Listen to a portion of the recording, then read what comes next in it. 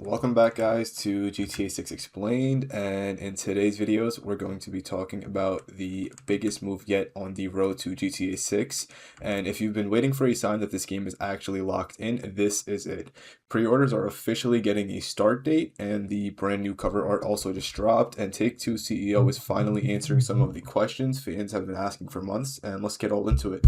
So pretty much starting June 25th, you'll be able to pre-order GTA 6 both on the PS5 and the Xbox Series X and S.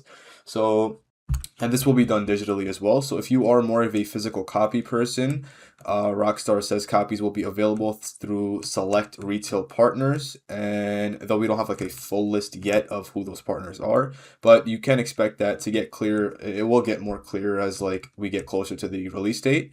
And the new cover art was also dropped. So alongside the pre-order news, Rockstar also unveiled the official box art. So it's very much in line with the series and series tradition. So pretty much a massive logo dead center surrounded by a grid of smaller panels packed with characters, vehicles, and there's also like that helicopter in the top right as it was in all of the games.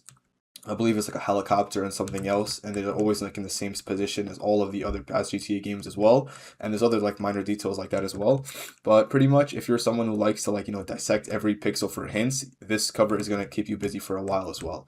Now moving on, the new world screenshot, we also got a fresh in-game shot of Leonida, and honestly, it is pretty cool.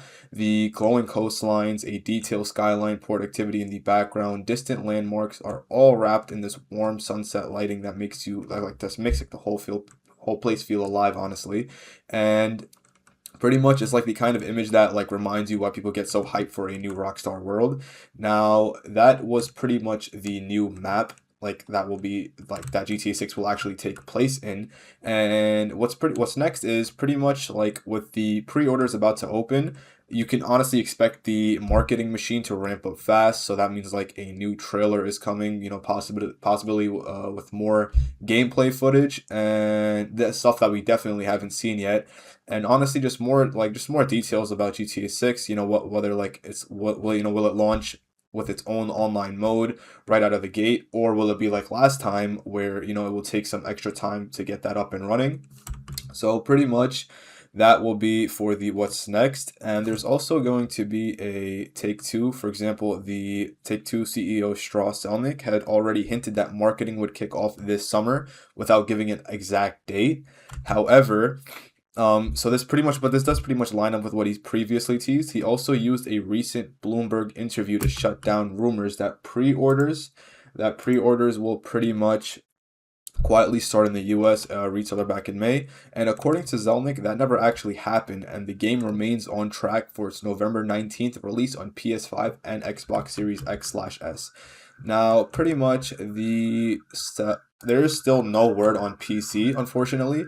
One thing is still missing is that, any mention of a PC version. So when Bloomberg's Jason Schreier pushed Zelnick on it, he made clear that the console is the priority, and we could see this happen in the past as well. PC, it did take some time for GTA 5 to get onto PC as well, because originally it was also only on consoles. But so that's something we could see, the same thing happen, repeat on for GTA 6 as well. But pretty much what Zelnick did was he flatly denied that there's any kind of arrangement with Sony to hold the PC release back, and this actually tracks with Rockstar's history for both, RDR2, Red Dead Redemption 2, and GTA 5, that it will launch on consoles first, with PC versions most likely following a year or two later.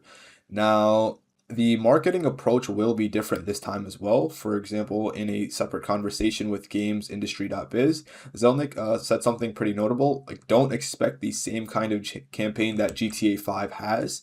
Big network TV buys are reportedly off the table this time, and that doesn't mean that there's no marketing plan, but Zelnick was clear that a major campaign is still going, and which is still coming, and just one built around where audiences actually are today rather than traditional TV slots. It raises an interesting question as well. If not commercials, then what? And that's probably like the next big thing to watch for. Now, the industry is also bracing for impact. So, GTA 6's release is honestly going to spook the rest of the industry, especially like the gaming world. most people aren't gonna like try to drop GTA 6 on the same time, in November, anywhere around that month, because it's just gonna be completely overshadowed by GTA 6's just size and greatness, etc. And pretty much, just look at how stacked September has become. It feels like studios are like racing to launch, before Rockstar shows up and just dominates the conversation. And honestly, don't be surprised if more release dates shuffle around in the coming months as everyone tries to like dodge direct competition, because you can't honestly blame them, to be honest. Nothing right now, as of right now, could honestly compare with GTA 6. So, not every studio is safe.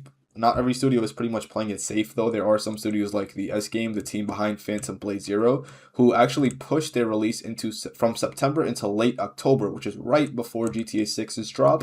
And this is honestly quite interesting because he said that the director of the game did say the competition wasn't actually a factor in this decision.